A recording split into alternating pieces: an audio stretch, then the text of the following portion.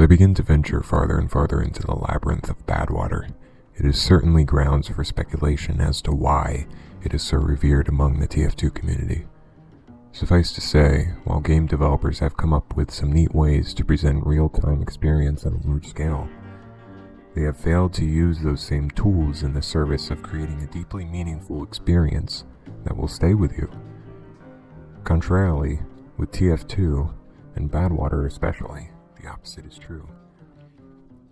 It's certainly discernible that the game itself may have an intoxicating allure that pushes players further into its movement-based adventure, and certainly the game's fluidity adds to that very experience.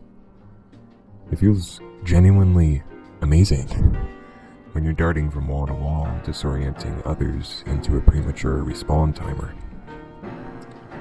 If it's a player-driven experience, it can be stimulating as much as it is enjoyable.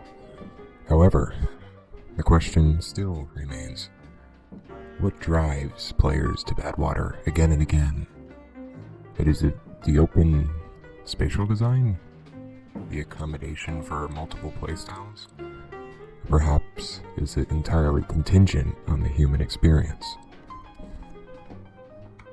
First and foremost, we must first comprehend our connectivity to the map itself. Really dive into the dynamics of either the specialized or brute force primary classes. When you initially join Badwater, you are met with something that can be categorized as chaos. The whole experience, nonetheless, is emblematic of total warfare.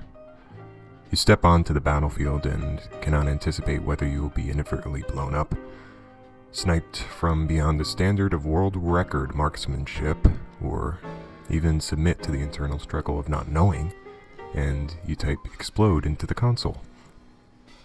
You think the idea of launching yourself headfirst into this hostile environment in a barely functioning vehicle and with a difficult and dangerous task looming over your head would be terrifying to say the least. In simpler terms, the map entails the effect that the immersion has on those who are lost in the wild, lost in the experience.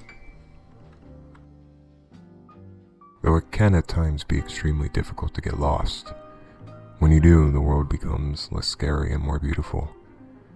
Every intimate frame that is relayed to you through your screen is especially charming as you completely absorb the everyday parallels you begin to rediscover. In the moment, all details and textures become genuine and have true substance to your liking. And as we dive deeper into the game, we keep coming back to the simpler pleasures to be found in the immediacy of every moment you share with your screen. Aside from the gameplay-related minutiae, this moment, just like every simple moment of life, is of epic proportion to that most profound of experiences, the sacred moment, the authentic moment. It's something that will never go away, even as I write this. It's why we don't stop playing, it's why we play so much. This experience is accessible to everybody. Everyone is welcome to journey through each of their personal dream worlds. By the time the round ends and the player stats are displayed, you will have spent many moments tracking down and reflecting upon 100 memories of all the whimsical inhabitants of Badwater, as you embark on a journey that helps illuminate the magical ideals and fascinating beauty that makes up the most unique and wondrous fantasy world that had been touched by Valve. At this very instance, Badwater is no longer lines of code tethered into a video game. In actuality, it is your own personal experience, an experience that is so intoxicating that it will deprive you of any other conceivable alternatives for spending your time. It is the one map you will never get tired of, as it is reflective of life itself, and life in itself is inherently addictive. Badwater provides us a model where the only response is to help yourself, not to be negative about it, not to walk away from it, and not to be upset by it.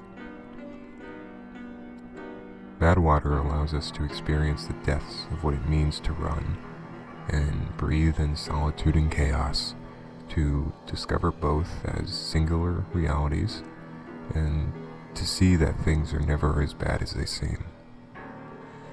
and then smile to yourself as you reach the top, hugging the rock and looking up into the sheer heights of the sky, a pitiless green mountain in the distance, and then knowing there is nothing more that you could possibly need to experience.